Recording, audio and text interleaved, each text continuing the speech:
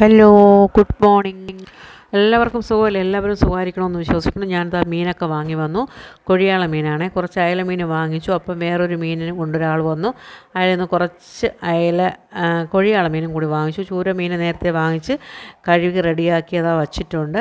അപ്പോഴേക്കും മിക്സി ഒന്ന് പണി തന്നു. മിക്സിക്ക് എന്തോ രാവിലെ ഞാൻ അരച്ചപ്പോൾ ഒരു കുഴപ്പമില്ലായിരുന്നു.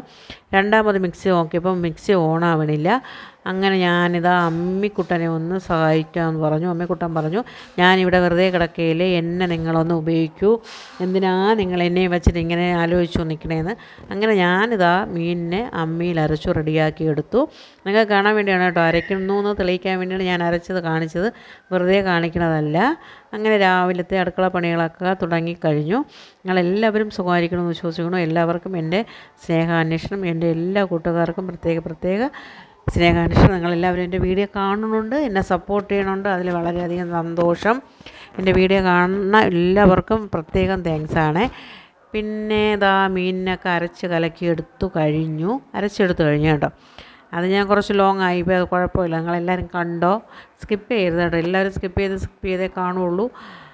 അങ്ങനെ ഇതാ അരച്ചെടുത്തു കഴിഞ്ഞു. ഇനി നമുക്കിതിലേക്ക് മീൻ ഇട്ട് കൊടുക്കാം. ചൂര മീൻ ഇതാ മുരിങ്ങയ്ക്കയും തക്കാളിയൊക്കെ ഇട്ട് ചൂര മീൻ ഇതാ റെഡിയാക്കി വെച്ചിട്ടുണ്ട്. അതിലോട്ട് വാരി നമ്മൾ നമ്മളെ തിരുവനന്തപുരം സ്റ്റൈൽ മീൻ കറി ഇങ്ങനെയൊക്കെ തന്നെയാണ് വയ്ക്കുന്നത് കേട്ടോ. സോറി കേട്ടോ, ഞാൻ ഒരിക്കൽ എടുത്ത് അതിൻ്റെ ഒന്നുകൂടെ ആയിപ്പോയി. ഞാൻ കുഴപ്പമില്ല, നിങ്ങളെല്ലാം കണ്ടോ. പിന്നെ ഇതാ മുളക് അച്ചാറുണ്ട് കേട്ടോ. മുളക് അച്ചാറിന് വേണ്ടി എല്ലാം അരിഞ്ഞു വെച്ചു. മുളക് അച്ചാർ വെച്ചു. ഇതാ മീൻ കറി റെഡിയായി. ചീരത്തോരൻ വയ്ക്കാൻ പോകുന്നു. അത് കഴിഞ്ഞ് അതിൻ്റെ കൂടെ തന്നെ മീൻ പൊരിച്ചുകൊണ്ടിരിക്കുന്നു. അങ്ങനെ ഉച്ചയൂണൊക്കെ കഴിഞ്ഞു. വൈകുന്നേരമായപ്പോൾ ഞാൻ കുറച്ച് ചായക്കട പലഹാരം വാങ്ങിച്ചു. അതിൽ ഉഴുന്നുവട, പരിപ്പ് വട, സമൂസ, കേക്ക്, അങ്ങനെ ഇവിടെ ഇരുന്ന മക്കളും കൊച്ചുമക്കളൊക്കെ ഉണ്ട്. അവർക്ക് എല്ലാവർക്കും വേണ്ടി നമ്മൾ ഇന്ന് കടയിൽ നിന്ന് ചായക്കട പലഹാരം വാങ്ങിച്ചു. അങ്ങനെ വാങ്ങൂല കേട്ടോ, വല്ലപ്പോഴും ഇതുപോലെ ഒരു മാസത്തിലൊരിക്കൽ, ആണ്ടയ്ക്കൊരിക്കൽ, ആവണിക്കൊരിക്കൽ എന്ന് പറയില്ല, അതുപോലെയൊക്കെ വാങ്ങിക്കും.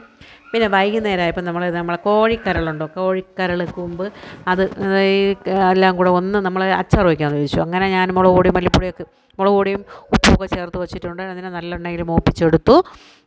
നല്ലവണ്ണം മൂപ്പിച്ചെടുത്ത് മാറ്റിയ ശേഷം ആ എണ്ണയിലോട്ട് തന്നെ വെളുത്തുള്ളിയും ഇഞ്ചിയും കറിവേപ്പിലയൊക്കെ ഇട്ട് നല്ലവണ്ണം ഒന്ന് മൂത്ത് വരുമ്പോഴേക്കും അതിലേക്ക് നമുക്ക് പൊടി ഐറ്റങ്ങൾ തട്ടിക്കൊടുത്ത് വെളുത്തുള്ളി ഇഞ്ചിയൊക്കെ നല്ലവണ്ണം അതിൻ്റെ വെള്ളമൊക്കെ പോകുന്നത് വരെ നമ്മൾ മൂപ്പിച്ചെടുക്കണം.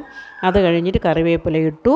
കറിവേപ്പിലയും ഒന്ന് നല്ലവണ്ണം അതിൻ്റെ വെള്ളമെല്ലാം പോയ ശേഷം നമുക്ക് മല്ലിപ്പൊടി വേണ്ട കേട്ടോ. മുളക് പൊടിയും മഞ്ഞളും ഉലുവയും കായവും എല്ലാം ഇട്ട് നമ്മളെ ഈ കൂമ്പിനെയും കൂടെ തട്ടിക്കൊടുത്തു. ഇനി നമ്മളെ കൂമ്പച്ചാർ അങ്ങനെ റെഡിയായി. എല്ലാവർക്കും എൻ്റെ വീഡിയോയിലേക്ക് സ്വാഗതം. എല്ലാവരും വീഡിയോ കാണുക, സപ്പോർട്ട് ചെയ്യുക. എല്ലാവർക്കും താങ്ക് യു. എല്ലാവർക്കും ഗുഡ് മോർണിംഗ്.